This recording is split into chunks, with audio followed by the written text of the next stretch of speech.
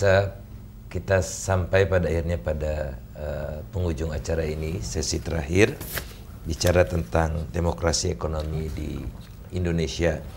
Saya akan awali dari Mas Yanuar ini.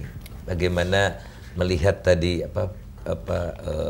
ada social contract, perubahan itu membutuhkan prasyarat-prasyarat, demokrasi itu ekonomi dan politik butuh aktor dan sebagainya itu.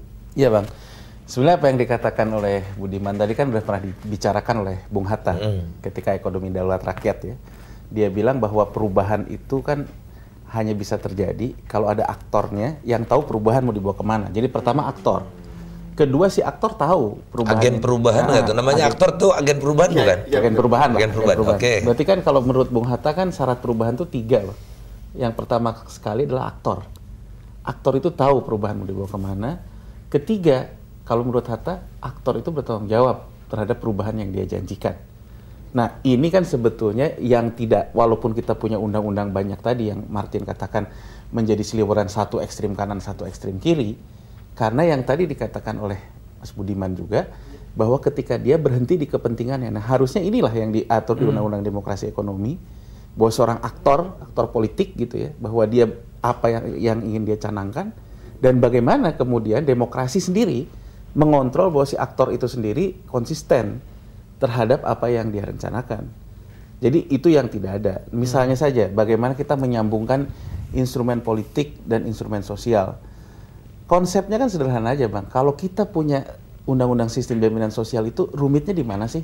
Budiman tadi udah bilang. Rumitnya kan sebetulnya, wah kalau nanti di dana jaminan sosial ini harus menjamin juga misalnya ketika tatkala orang menganggur Bang, kita mereform undang-undang membalancingkan undang-undang perburuhan dengan undang-undang yang lainnya, tentu kepentingan dia terganggu Bang.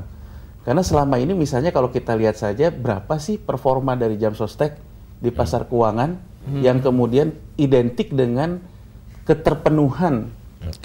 Ya kan, keterpenuhan buruh mengatasi inflasinya. Itu kan paling sederhana Bang.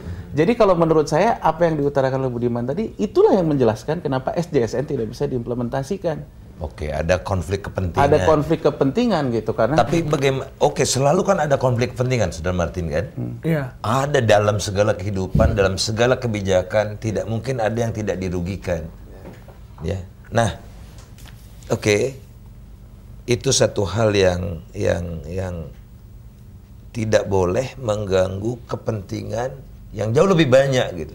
Ini juga konsep demokrasi ekonomi. Silahkan Anda punya kepentingan, tapi dihadirkan kepentingan yang publik gitu. Publik tidak boleh dirugikan dalam konteks persaingan kepentingan dari pihak lain. Nah, bagaimana itu menjamin agar terwujud perlindungan atas kepentingan publik itu? Saya pikir didefinisikan dulu tujuan dari setiap kebijakan negara, artinya tujuan kita bernegara. Nah, ini yang selama ini saya kira masih absen, terutama juga di kalangan intelektual dan juga ekonom misalnya, yang mengambil kebijakan ekonomi di teknokrat. Kita masih terpaku pada ukuran-ukuran yang menurut saya belum mencerminkan apa yang sebenarnya ingin kita capai. Misalnya kita cukup bangga katakanlah pada pertumbuhan ekonomi kita, tapi kita masih tertatih-tatih pada indeks pembangunan manusia kita. Nah di sini kan harus kita tetapkan parameternya gitu loh Bang.